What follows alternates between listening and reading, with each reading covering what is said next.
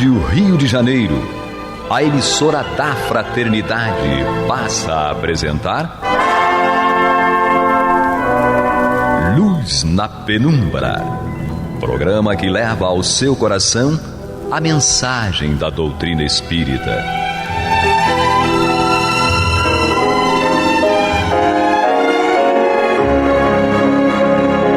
E com vocês, João Batista, para o estudo de O Livro dos Espíritos, da obra codificada por Allan Kardec. Papai do Céu nos guarde, nos abençoe. Louvado seja o nosso Senhor Jesus Cristo. E que possamos fazer do tempo esta dádiva que a todos nós é dada de maneira igual, um recurso a mais, para que a nossa caminhada seja cada dia mais firme e consistente na conquista dos valores morais que nos levarão à verdadeira felicidade. Hoje vamos iniciar um novo capítulo, que é o capítulo 10º do livro 3º de O Livro dos Espíritos, que é o da Lei de Liberdade. Temos aqui para fazer este estudo, que nós vamos estudar as perguntas 825 a 828A. Temos Guilhermina. Que o Senhor continue nos abençoando sempre. E Alessandra. Deus habita em cada um de nós. E vamos botar lá, já no pinga-fogo, a Alessandra. Vou formular para ela as duas perguntas iniciais. 825 vai ser debatido, mas é aquele ping-pong com Guilhermina. E depois 826. Essas duas são suas, viu? Tá bom? Então, a pergunta 825. Haverá posições no mundo em que o homem possa vangloriar-se de gozar de absoluta liberdade? Não, porque todos precisais uns dos outros, tanto os pequenos como os grandes. Nós estamos, no planeta, não estamos sós, Não podemos esquecer que o nosso direito termina no do outro. Isso é difícil. Não é tão fácil, conviver com essas questões. Isso não deveria ser imposto, Isso deveria ser tão natural. Respeitar o outro. O amor passa pelo respeito. Se não houver respeito ao outro, do jeito que ele é, tampouco haverá amor, como pregou Jesus. Então, a lei da liberdade, ela tem que ser entendida nesse contexto. Eu queria fazer um comentário, que parte da própria premissa da pergunta. Liberdade não se vangloria. Ou você é livre ou você não é. Porque se você é livre, independente do que o outro pensa, você precisa demonstrar. Você se sente livre. Então, na verdade, aquele que precisa se vangloriar, que é livre, ele não é livre. Ele está preso em si próprio. Porque se ele precisa provar, se ele precisa mostrar, se ele precisa demonstrar esse vangloriar de ser livre, ele não é livre. Ele já parte do pressuposto que não é livre. Porque quem é livre. Ponto. Se sente livre, mesmo preso, mesmo debaixo de grilhões. Se ele é livre, ele é livre. Ele não se vangloria, ele não precisa. Logo, não tem posição no mundo em que o sujeito vai se vangloriar de ser livre. Já para se vangloriar, ele não é livre. Eu fico pensando aqui uma coisa. Aqui com meus botões, Jesus é um exemplo de liberdade. Exatamente. Sempre. Só que ele disse: aquele que quiser ser o maior dentre vós, seja aquele que mais serve. Exatamente, é o que mais serve. É interessante essa colocação que a Alessandra fez, de que o nosso direito termina onde começa o direito do outro. é de se notar que, na medida exata em que percebemos que aprendemos alguma coisa a respeito dos valores que os espíritos nos ensinam, nós temos uma consciência cada vez maior dos deveres a cumprir.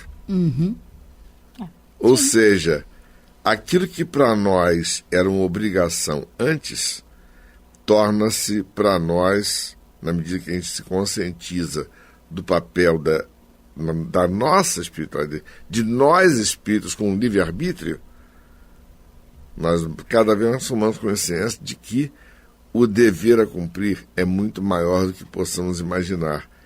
E é o dever a cumprir que vai nos dar verdadeira liberdade. É interessante. E é um grande paradoxo. E aí um dia, quando você tem a obrigação, compreende que é um dever, um dia será uma honra. E torna-se uma necessidade. Exato, uma necessidade. Porque é uma honra. Essa questão de se dizer livre ou não, né? A Guilhermina estava levantando, isso é muito complexo mesmo, né? Sim. Porque muitas vezes aquele que se diz livre, ele está dependendo do aplauso da vaia. Sim, ele precisa. Então já não é livre, né? Se ele está dependendo, né, do reconhecimento. Isso. Ou está se sentindo mal pela crítica destrutiva de alguém, já é uma falta de liberdade. Porque Exatamente. O espírito livre, um espírito superior, grandioso, né? Como Jesus aqui na Terra, teve aqui na Terra, ele não depende disso. Ele se autoconhece, um exemplo né? que me vem à cabeça também, além de Jesus naturalmente, é Francisco de Assis. Muito livre, leve, solto, feliz consigo próprio, com as suas potencialidades, independentemente do que se pensava dele. Ele era livre. Eu concluo que nós estamos falando de liberdades distintas, né? Liberdade que comumente as pessoas utilizam, que é de passar por cima de alguém pela minha liberdade, que não é a verdadeira liberdade. Isso não é liberdade. Né? E de espíritos como Jesus e Francisco. Há que distinguir liberdade plena de despotismo. Sim. Então, na pergunta 826, Kardec pergunta: em que condições o homem poderia gozar de absoluta liberdade? Nas do eremita do deserto. Desde que dois homens estejam juntos, há entre eles direitos a serem respeitados e, portanto, nenhum deles gozará de liberdade absoluta. Então, faz parte da lei da sociedade, né, que nós estejamos sempre nos ajudando mutuamente, respeitando o outro, o passo do outro, as escolhas do outro. E isso é muito difícil, né? Queremos impor o que consideramos certo para o outro. E aqui o que ele diz é que precisamos realmente respeitar os direitos. Há entre eles direitos a serem respeitados. Da mesma forma que eu quero exercer a minha liberdade de escolha, eu preciso respeitar a liberdade de escolha do outro. Então é um conceito realmente bem amplo, né? E dentro daquilo que a gente está falando agora há pouco, se vivemos em sociedade, obviamente nós temos que ter limites de atuação, de respeito, e aí, mais uma vez, é o conceito de liberdade interior. Se eu tenho convicção daquilo que eu sou, se eu não preciso de uma aprovação, se eu não preciso de aplausos, porque eu sei o que eu sou, e se eu sei o que eu sou, eu conheço os meus limites, e aí eu não preciso invadir o direito do outro. Eu não preciso invadir o limite do outro, porque o meu limite me basta. O meu limite interior me dá a minha liberdade interior, que me faculta não invadir o direito do outro, porque eu não preciso invadir o direito do outro, porque a minha liberdade interior me basta. Difícil pra caramba. Muito difícil, muito distante da gente, né? Mas é uma meta. É uma meta. A gente ainda está esperando realmente o aplauso. Fica triste com a crítica. É o aprender a servir conscientemente. Exatamente. Então agora vou passar para a Guilhermina o encargo das outras duas perguntas. E vou me dar o direito de analisar a última delas. 827. A obrigação de respeitar os direitos alheios tira ao homem o direito de ser senhor de si mesmo? É o que falávamos agora há pouco, de modo algum. Pois é um direito que lhe vem de natureza. O direito próprio o próprio nome diz, é o direito de natureza. Você tem direitos pessoais.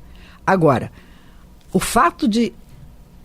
Não é nem a questão de obrigar. Hoje ainda é obrigar. Hoje você ainda precisa de leis, ainda precisa de normas de sociedade que nos obrigam a respeitar o outro, quando isso deveria ser clássico. O exemplo clássico disso, posso dar um exemplo clássico, bem mundano?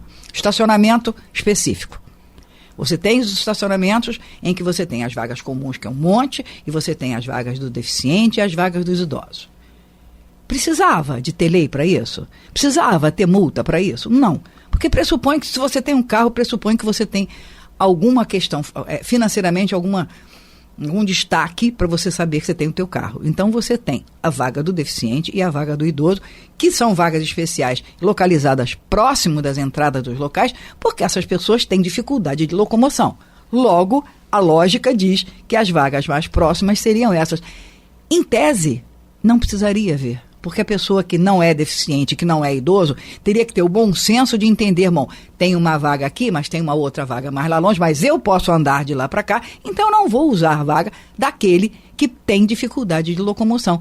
Seria o óbvio, mas não é. No nosso estágio evolutivo. Ainda não é. Precisamos Isso é um das leis. clássico. Eu queria só fazer um acréscimo, né, no que você está dizendo. Nessa parte da resposta em que eles, né, os espíritos, falam Senhor de si mesmo. Isso é muito profundo. Sim. Muito profundo. Aí tem uma historinha aqui do Rubem Alves, na Grande Arte de Ser Feliz, que ele diz, né, um homem caminhava por uma floresta, anoitecia, tudo escuro. De repente, o rugido de um leão. O homem teve muito medo, correu, no escuro não viu por onde ia, caiu no precipício. No terror da queda, agarrou-se a um galho, no abismo, e assim ficou pendurado entre o leão e o vazio. Olha que situação, né? De repente, olhando para a parede do precipício, ele viu uma frutinha vermelha. Era um morango. Estendeu o seu braço, colheu o morango, comeu e se deliciou com o morango. Isso é liberdade. Independentemente do contexto, você pode sim, o carpe diem, né? Exatamente. Usufruir o momento, por pior que seja, Sim. a palavra final, a escolha final é sua. Sim. Então nós temos que parar de reclamar, É né? o interior. E exatamente tentar ser senhor de si mesmo. Sim. É isso aí. E não vítima das circunstâncias, né? Exato. O outro é sempre o culpado. Então vamos à nossa vinheta para depois formular a pergunta da Guilhermina. Você está ouvindo pela Rádio Rio de Janeiro o programa Luz na Penumbra, com estudo de O Livro dos Espíritos, na apresentação de João Batista. Então, para Guilhermina, a famosa Guilhermina Boca de Conflito, que foi, Guilhermina? Eu posso falar que eu estou casado com ela há mais de 40 anos, tá, gente? Olha a liberdade individual.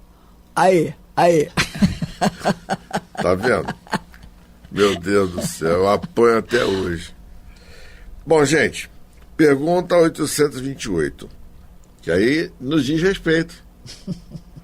Como conciliar as opiniões liberais de certos homens com o despotismo que costumam exercer no próprio lar e sobre os seus subordinados? Respondem os espíritos. Eles têm a compreensão da lei natural, mas contrabalançada pelo orgulho e pelo egoísmo. Eles, certos homens, que têm opiniões liberais. Quando seus princípios não representam calculadamente uma comédia, compreendem como as coisas devem ser, mas não agem como deveria. É a própria história.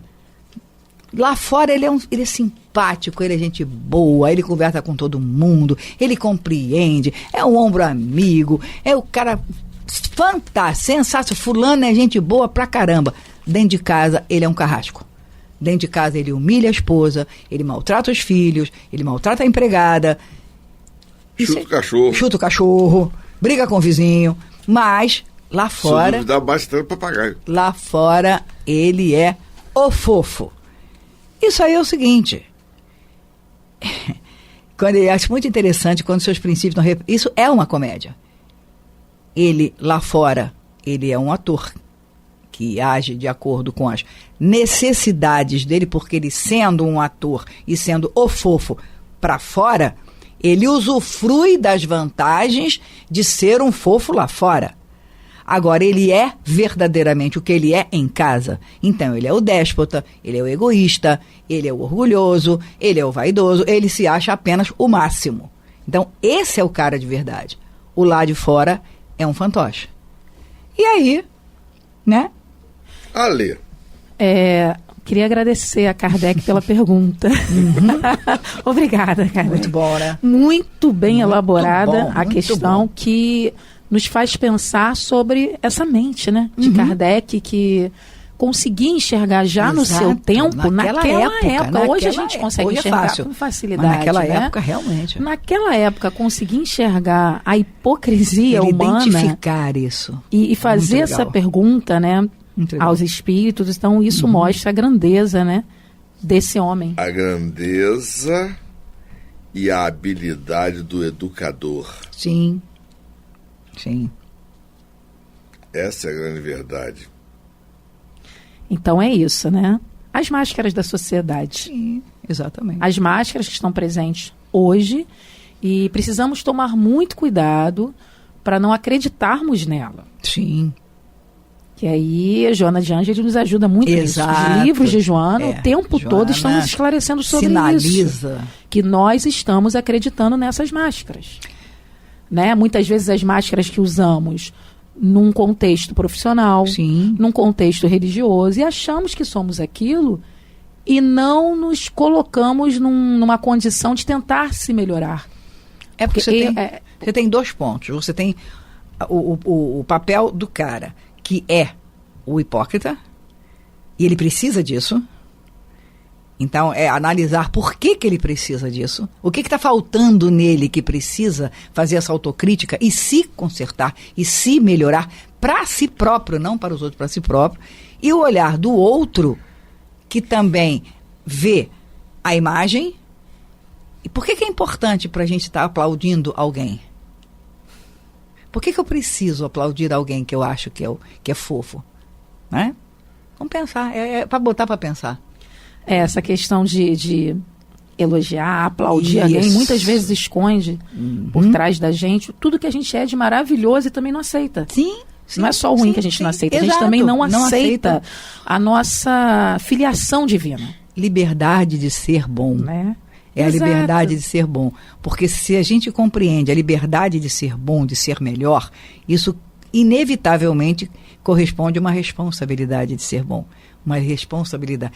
Ser livre tem uma responsabilidade grande. Muito. Liberdade é algo que você recebe ou algo que você conquista? Não, liberdade sempre se conquista. Ninguém ganha liberdade. Liberdade se conquista. E o verdadeiramente livre, primeiro que ele não precisa se jactar. E o mais importante, ele tem que ser sincero a si próprio. Talvez seja exatamente o ponto que é colocado aqui na pergunta 828A. Ser-lhes-ão levados em conta na outra vida os princípios que professaram no mundo, neste mundo? Ou seja, o indivíduo passou a vida inteira apregoando uma determinada visão, uma determinada atitude. Será que ele realmente foi sincero àquilo? E aí é dito aqui, quanto mais inteligência tem o homem para compreender um princípio, tanto menos desculpável será de não o aplicar a si mesmo. Ou seja, imaginemos dois indivíduos. Um tem uma formação acadêmica, apregou para todo mundo uma postura, não com palavras, mas ele assume uma determinada postura, uma atitude, fora e dentro de casa, tá?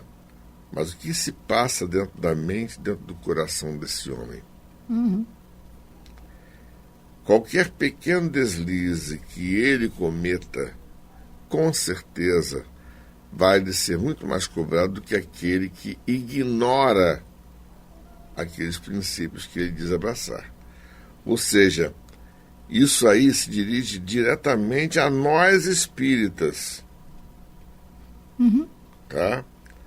O espírita pode dizer o que for, menos que ele não sabe. Sim. A nossa responsabilidade é muito maior do que a maioria das pessoas. Em verdade, eu vos digo que o homem simples, porém sincero, está mais adiantado no caminho de Deus do que outro que pretenda parecer o que não é. Já ouviu falar em túmulos caiados? Sepulcros caiados. Sepulcros caiados. Lembra da Exatamente. historinha do sepulcro caiado? Exatamente. Pois é. Jesus disse que os fariseus eram como sepulcros caiados de branco por fora, carregados de imundície por dentro, referindo-se à decomposição do corpo dentro do sepulcro. Ou seja, o que nós somos, muitas vezes, falar é fácil. Agora vai viver. Vai fazer. Vai atender a necessidade do outro dentro daquilo que ele realmente necessita naquele determinado momento. Tenta ouvir o outro para ver o que ele precisa falar. E nem sempre aquilo que o outro precisa falar é agradável aos nossos ouvidos. E aí você vai perceber, quando se dispõe a ouvir, que aquela pessoa que lhe vem com um discurso totalmente desequilibrado, na verdade está com um profundo sofrimento. E exatamente pelo fato de você ter o respaldo e a retaguarda do conhecimento espírita, é dever seu fazer a sua parte. Porque ele não está se confrontando com você por acaso. Ele surge na sua vida com uma prova dada por Deus. Olha, você falou em fraternidade. Abraça o teu irmão. Tem uma charge, posso falar sobre a charge, ainda dá tempo? Exatamente. Tem uma charge do Enfio que eu acho ótima, que dos fradinhos, lembra dos fradinhos? O fradinho, o magro e o pequeno, o comprido e o baixinho. E o baixinho era a minha consciência crítica. Falavam a respeito da caridade, do próximo, não sei o quê, o comprido. Porque a gente tem que amar ao outro, independente de qualquer coisa. Aí passou um Todos somos irmãos. Todos somos irmãos, precisamos abraçar os nossos irmãos, parará, parará. Aí passou um mendigo, aí tem aquele desenhozinho com a mosca voando, o cara todo maltrapilho, sujo, fedido. Aí o baixinho disse pra ele assim: aí, ó, abraça teu irmão, aí, ó, aproveita, abraça teu irmão. Aí no quadrinho seguinte, aí o comprido não teve como, abraçou. Aí no último quadrinho, tá o comprido tirando a roupa, botando a roupa pra lavar, fazendo uma cara de nojo horrorosa, botando a roupa pra lavar, porque, né, teve que aplicar aquilo que falava. E aí a gente vai ver as missionárias da caridade, aquela senhora que desencarnou recentemente, que passou até os 98 anos dentro de uma instituição, aparentemente como assistida, mas assistia às outras. Sempre ajudando, sempre. Que reflitamos a respeito disso. Papai do Céu nos guarde, nos abençoe, hoje, agora e para todo sempre. Que louvado seja nosso Senhor Jesus Cristo, e que possamos fazer do tempo essa dádiva que a todos nós é dada de maneira igual, um recurso a mais para que a nossa caminhada seja cada dia mais firme e consistente na conquista de valores espirituais que nos levarão à verdadeira felicidade. Graças a Deus. Você está ouvindo pela Rádio Rio de Janeiro o programa Luz na Penumbra.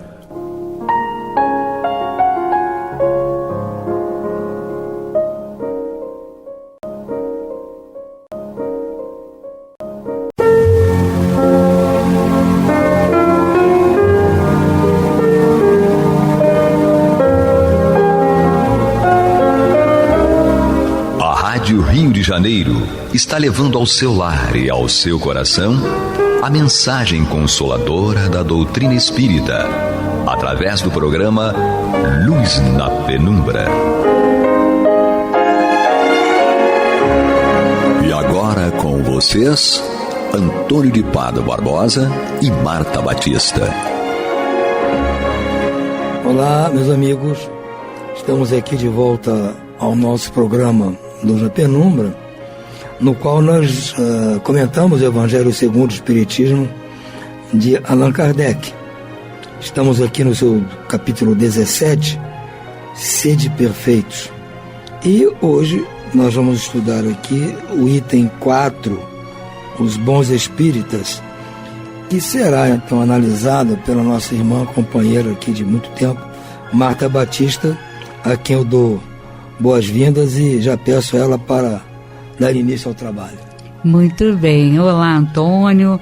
Olá, Alex. Olá, amigos ouvintes. Vamos, então, estudar esse item 4, que tem como tema os bons espíritas, e vamos começar a retirar das informações trazidas por Kardec o sumo para que a gente tenha um bom roteiro, né, dentro da nossa escalada evolutiva. É interessante porque o capítulo, né, depois que encontramos aquelas citações em Mateus, que fala dos caracteres, né, da perfeição, nós vamos para o homem de bem. E no homem de bem nós temos justamente elencadas as características do homem de bem. E agora, os bons espíritas, nós vamos começar pela leitura a perceber um detalhe, né, que é a correlação do homem de bem com a conceituação dos bons espíritas. Então vamos começar a ler e vamos retirar as informações necessárias para a nossa conduta. O Espiritismo, bem compreendido, mas principalmente bem sentido, forçosamente conduz aos resultados acima mencionados, que caracterizam o verdadeiro espírita, assim como o verdadeiro cristão, porquanto um e outro agem da mesma forma. Então a gente já, né, Kardec não faz voltas, ele vai direto ao assunto e nos mostra que o homem de bem e o verdadeiro espírita tem as mesmas características. Isso é importante, né? E ele diz, o Espiritismo não cria nenhuma nova moral, isso é fundamental, a gente saber e destacar, né? Ele facilita aos homens a compreensão e a prática da moral do Cristo, dando uma fé sólida e esclarecida àqueles que duvidam ou vacilam. Muitos dos que acreditam nos fatos das manifestações, no entanto, não compreendem as suas consequências, nem o seu alcance moral. Ou, se os compreendem, não os aplicam a si mesmos. Por que isso acontece? É a grande pergunta. Por uma falta de clareza da doutrina? Não, visto que ela não contém alegorias nem figuras que possam dar lugar a falsas interpretações.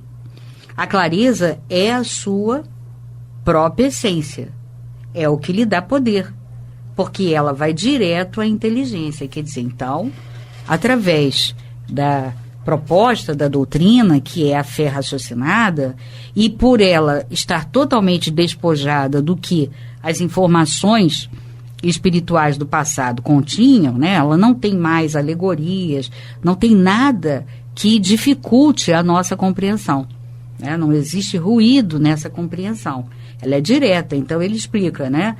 Não é por falta de clareza e também não é a questão do raciocínio, porque, pelo contrário, ela trabalha com o raciocínio, ela convida a todos a raciocinar.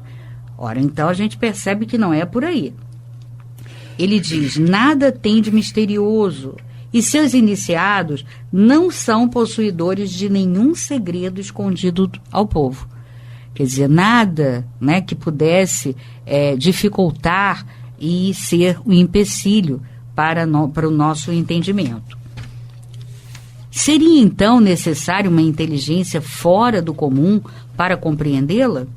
Não, pois vêem-se homens de uma capacidade notória que não a compreendem, enquanto que inteligências vulgares, de jovens mesmo, apenas saídos da adolescência, aprendem com uma admirável justeza os seus detalhes mais delicados.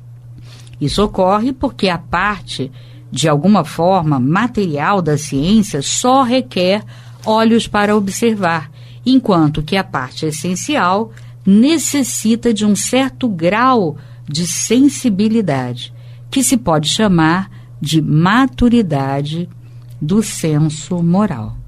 Maturidade independente da idade e do grau de instrução, porque é inerente ao desenvolvimento em um sentido especial do espírito encarnado. Então vamos fazer aqui uma pausa e já temos aqui muito material para reflexão. Então ele explica que o espiritismo deve ser bem compreendido e, sobretudo, bem sentido. O que ele queria dizer com isso? Que é preciso que a gente mergulhe no estudo muito, mas com muita profundidade, para que a gente consiga compreendê-lo.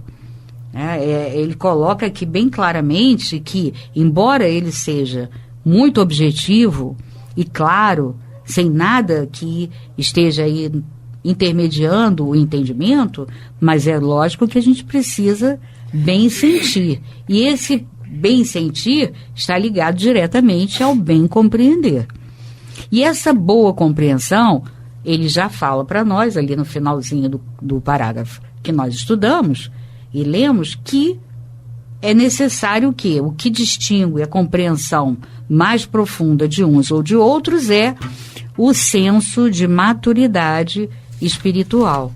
Então, ele diz senso de maturidade do senso moral. Quer dizer, na verdade, essa maturidade está ligada à questão espiritual, do espírito. E essa questão espiritual, ela é como se a gente pudesse dizer, ele é maduro espiritualmente. Ele está mais maduro do que outros espiritualmente. E alguém vai dizer, então, né, quer dizer que se eu não sou maduro, então, para mim, não vou chegar lá? Claro que vai. Porque, na verdade, o que determina o aprofundamento dessa maturidade, o desenvolvimento dessa maturidade, é o estudo. É o estudo. E aí muitos vão dizer, mas quem sabe eu não não sou tão inteligente quanto outros. Não. Se você tiver uma inteligência mediana e estudar recorrentemente, você pode sim, como ele mesmo explicou aqui, Kardec explicou, você pode atingir a patamares de compreensão que muitos com grande intelectualidade, com muita instrução, não conseguem. Ora, então não é algo impossível, impraticável, né? Eu preciso ser especial para poder chegar nesse grau de maturidade do senso moral? Não. Para você chegar nesse grau, qualquer um pode chegar e acelerar esse grau de maturidade do senso moral, desde que você estude com afinco, com perseverança, como Kardec nos diz lá na introdução do item 8 de O Livro dos Espíritos. Você tem um roteiro ali de como estudar de forma a conseguir a compreensão necessária. Então, você vai atender a primeira frase que Kardec nos apresenta, que é o espiritismo bem compreendido e bem sentido. Muito bem. Então, a gente verifica, né, que o homem de bem, retomando aqui para a gente entender bem, o homem de bem é aquele que segue e cumpre a lei de justiça, amor e caridade. E, em todas as circunstâncias, quando ele cumpre essa lei, a caridade é o guia. O guia de todo esse cumprimento, dessa ação, cumprindo a lei de justiça, amor e caridade, tem como guia a caridade. E o que a gente percebe que os bons espíritas são aqueles que são caracterizados pelas qualidades do homem de bem. Então, esses são os bons espíritas, ou verdadeiros espíritas. E eles têm essas características, né, elencadas pelo homem de bem, aqui no livro, e isso vai dar a ele, vai conferir a ele uma fé sólida e esclarecida, porque é sólida, porque ela é totalmente alicerçada na razão. Com certeza, então, ela vai ser sólida e esclarecida. E quando a gente vai ao Livro dos Médiuns, no capítulo 3, é quando Kardec cita esse verdadeiro espírita, ou os bons espíritas, aqui chamado no Evangelho segundo o Espiritismo, no capítulo 2, nós vamos encontrar, o capítulo chama-se O Método. E nesse capítulo ele apresenta a forma, a metodologia de você estudar e de você também conseguir discernir quem é um materialista, quem não é, como lidar com o materialista. E ele, embora já diga logo que o Espiritismo não faz proselitismo, mas ao mesmo tempo ele diz que, claro, quando você se encontra num segmento filosófico, evidente que você deseja que outros também se encontrem. E aí, com este sentimento, muitas vezes a pessoa quer apresentar a doutrina espírita para aqueles que conhecem e aqueles a quem você nutre sentimento de amor. E ele diz, embora a gente não possa fazer proselitismo, porque não é essa a proposta da doutrina, porque se nós sabemos que os espíritos têm graus de maturidade, então por que você vai tentar convencer alguém que, de repente, esse espírito não tem maturidade ainda para entender as transcendências? Então você tem que esperar que a pessoa peça, que a pessoa realmente necessite essa compreensão maior. E aqui, nesse item 28, no terceiro subitem, ele diz: os que não se contentam, ele divide, né? Ele faz uma divisão didática: espíritas experimentadores, espíritas imperfeitos, que é a grande maior parte de nós, e depois ele, no terceiro item, ele fala sobre os verdadeiros espíritas ou bons espíritas.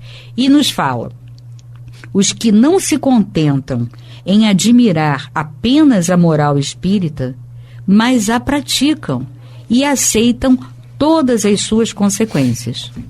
Convictos de que a existência terrena é uma prova passageira, tratam de aproveitar todos os seus breves instantes para avançar na senda do progresso, única que pode elevá-los de posição no mundo dos espíritos, esforçando-se para fazer o bem e reprimir as suas más tendências.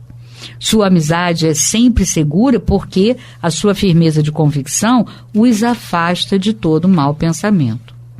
A caridade é sempre a sua regra de conduta. São esses os verdadeiros espíritas, ou melhor, os espíritas cristãos. Então ele responde a tudo, né? Ele nos mostra nesse item no Evangelho, intitulado Bons Espíritas, que os bons espíritas, ou verdadeiros espíritas, ou os espíritas cristãos, são aqueles cujas características estão elencadas no item anterior do Evangelho, que é o homem de bem. E ele nos mostra que a amizade com uma pessoa dessa é sempre segura, porque primeiro o que norteia a sua conduta é sempre a caridade e também a sua firmeza de convicção. Lógico, essa pessoa com certeza vai ser sempre uma boa companhia, uma boa e segura amizade. E ele diz, a caridade é sempre a sua regra de conduta. Ora, uma pessoa que tem como regra de conduta a caridade, essa pessoa, claro, vai ser sempre amorosa, vai ser indulgente, vai ser benevolente, todos aquelas virtudes correlatas, né, que são desdobramentos que vão convergir para a caridade. Ora, então a gente vai começando a perceber que o homem de bem, os bons ou verdadeiros espíritas e o verdadeiro cristão são a mesma pessoa. São aqueles para sintetizar, aqueles cujas características foram elencadas ali, né? São a reunião de várias virtudes, que Kardec deixa claro que não estão ali todas elas, mas que aquelas já são suficientes para fazer daquela pessoa um homem de bem, e que a regra de conduta é baseada, alicerçada na caridade. Então a gente observa isso. E ele segue dizendo, essa maturidade do senso moral, a gente já falou um pouquinho, mas é sempre bom relembrar, porque tudo está determinado por essa gradação, ou seja, por essa maturidade do senso moral. E nós já vimos que ninguém nasce com a maturidade do senso moral pronta.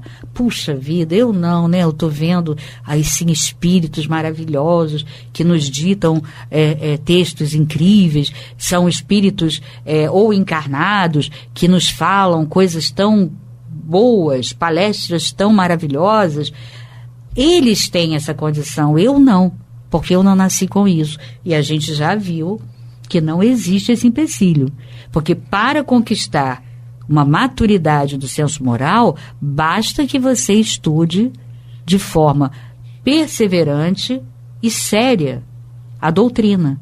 Aí você vai o quê? A cada ano você vai melhor bem compreender e melhor bem sentir. Então não tem dúvida, não tem erro, não tem mistério, é só isso, né? De forma séria e perseverante. Vai lá no item 8 do Livro dos Espíritos, da introdução, que você vai ver perfeitamente isso. E ele segue, em algumas pessoas, os laços da matéria são ainda muito fortes para permitir ao espírito desligar-se das coisas da terra. Aí muitos perguntam, pois é, tá vendo, eu não consigo. Claro, todos nós temos dificuldade, porque o grau da humanidade terrestre é de predominância da matéria sobre o espírito. Então é evidente, nós temos sim muita dificuldade de nos desapegarmos das coisas e dos conceitos, né, que são elencados aqui na Terra. Porém, isso é uma construção. E a construção determina o quê? Arregaçar mangas e trabalhar em direção a esse exercício. Ora, então ele diz que essas pessoas que têm bastante dificuldade, elas vão ter cada dia um pouco menos, conforme elas estudarem, caso sejam espíritas, evidentemente. Caso elas estudem com perseverança. Mas essa maturidade vai ampliando, ela vai se sedimentando ao longo dos anos. E ela vai se construindo. Então, cada dia que passa, você vai ter um apego cada vez menor. Ah, mas eu não percebo. Mas a gente não percebe, não. É muito imperceptível, porém está acontecendo. Assim como os primeiros raios do dia, você não percebe, né? Quando a noite... Quando foi exatamente que a escuridão total se foi e começaram os raios a clarear tudo? A gente não consegue determinar essa divisão. Não existe esse momento em que você possa precisar, mas ele acontece. Tanto é que o dia depois nasce, o sol vem com toda a força e ilumina tudo. Então existe sim, pode ter certeza disso. Estuda com perseverança, com afinco, que a cada dia que passa, você vai o quê? Através da fé raciocinada, que é justamente a bandeira maior da doutrina, você vai começar a entender as coisas de tal forma que cada dia que passa, por uma questão de razão, de uma forma racional, você vai chegar à conclusão que aquilo ali é bom, mas é passageiro. Então você vai desgostar totalmente? Não, não é isso. Você vai continuar usufruindo coisas que são conhecidas como boas aqui na Terra. Porém, você não vai ter um apego tão intenso. Se aquilo, de alguma forma, você não puder ter, você não vai sofrer. Você vai apenas dizer, poxa, era tão bom, né? Mas tudo bem, agora eu vou achar outras coisas tão boas quanto estas supermateriais. Então, é aos pouquinhos que a gente vai crescendo. E ele segue, ele diz aqui, eis porque não conseguem romper facilmente nem com seus gostos, nem com seus hábitos, pois não entendem que possa haver algo melhor do que aquilo que possui. Exatamente o que eu acabei de falar. Mas à medida que você vai estudando e vai bem compreendendo mais e bem sentindo mais a doutrina, você vai descobrindo que sim, existem coisas que hoje, 20 anos depois, 15 anos depois de você adentrar a doutrina espírita, você descobriu que você antes não passava sem aquilo e agora você nem liga. Pelo contrário, é uma coisa até que você nem curte mais. Então, isso é desapego. Quantos anos se passaram? Muitos. Não importa. Nós não temos tempo determinado para evoluir. É o que for necessário. O importante é progredir o tempo todo. E ele segue, a crença nos espíritos é para elas um simples fato, que nada ou pouco modifica suas tendências instintivas. Em uma palavra, elas só veem um raio de luz insuficiente para conduzi-las e dar-lhes uma aspiração profunda, capaz de vencer suas inclinações. Então é o que ele diz. Não é falta de clareza da doutrina, não é por uma questão de você não ser inteligente o suficiente, não, porque às vezes você se depara com uma pessoa que tem N cursos, né, de graduação, pós-graduação, uma pessoa realmente intelectualizada, mas é a questão da maturidade do senso moral, que não foi desenvolvido ainda o suficiente ao longo das encarnações. Se você optou pela doutrina espírita e a conheceu, parabéns para você, não perca essa oportunidade, porque é uma forma muito mais fácil e clara de você conseguir desenvolver esse senso de maturidade, essa maturidade do senso moral. Então não percamos tempo. E ele diz, ligam-se mais aos fenômenos do que à moral. É o espírita imperfeito, que a gente viu no Livro dos Médiuns. Vale a pena estudar esse capítulo, o método, primeira parte, segundo capítulo de O Livro dos Médiuns. Esse capítulo, ele norteia praticamente tudo, porque ele nos ensina como nos relacionarmos com os materialistas, mostrar os graus de materialismo, e aí você vai encontrar vários religiosos incluídos nesse grau de materialistas. E vai também nos ensinar como estudar. E é muito importante, porque a maioria não sabe que você precisa estudar todas as obras em conjunto. Você não pode chegar e dizer assim, eu só falo do Evangelho e não digo sobre outra obra. Não existe isso. Está lá escrito em um método. E também não existe você não estudar a revista espírita que está lá. Ele elenca todas as obras. Como não havia ainda o Evangelho, quando ele escreveu o Livro dos Médiuns, ele mostra o quê? Livro dos Espíritos, que é o Espiritismo, e Revista Espírita. Então, Revista Espírita é a obra básica. E nós precisamos entender isso. Segue então aqui. Podem aos espíritos, para iniciá-las incessantemente em novos mistérios, sem se perguntarem se já são dignas de penetrar os segredos do Criador. Tais pessoas são os espíritos imperfeitos, como a gente falou, né? Está lá no Livro dos Médiuns. Alguns dos quais ficam pelo meio do caminho ou se afastam dos seus irmãos de crença, porque recuam diante da obrigação de se reformarem, ou então reservam suas simpatias para aqueles que partilham suas fraquezas ou suas prevenções. Entretanto, a aceitação do princípio da doutrina é um primeiro passo, que lhes tornará mais fácil o segundo em uma outra existência. A gente só precisa ficar atento nessa questão, já que ele está falando da categoria de espíritas, que a gente nunca seja os espíritas exaltados. com essa frase vamos encerrando então o nosso programa de hoje, desejando a todos vocês muita paz. Muita paz.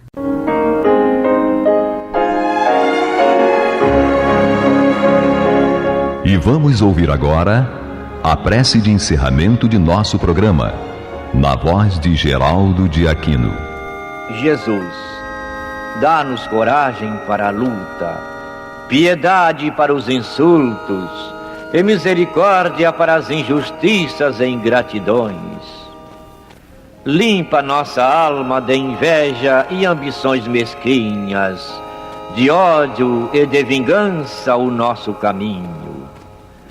E que dentro em pouco, ao recolher-nos de novo ao calor do nosso leito, para que o sono nos dê a paz e o esquecimento das tristezas humanas, possamos sentir, Senhor, no mais íntimo de nosso ser, a doçura indefinível do Teu amor e a grandeza incomparável da Tua divina presença. Que assim seja.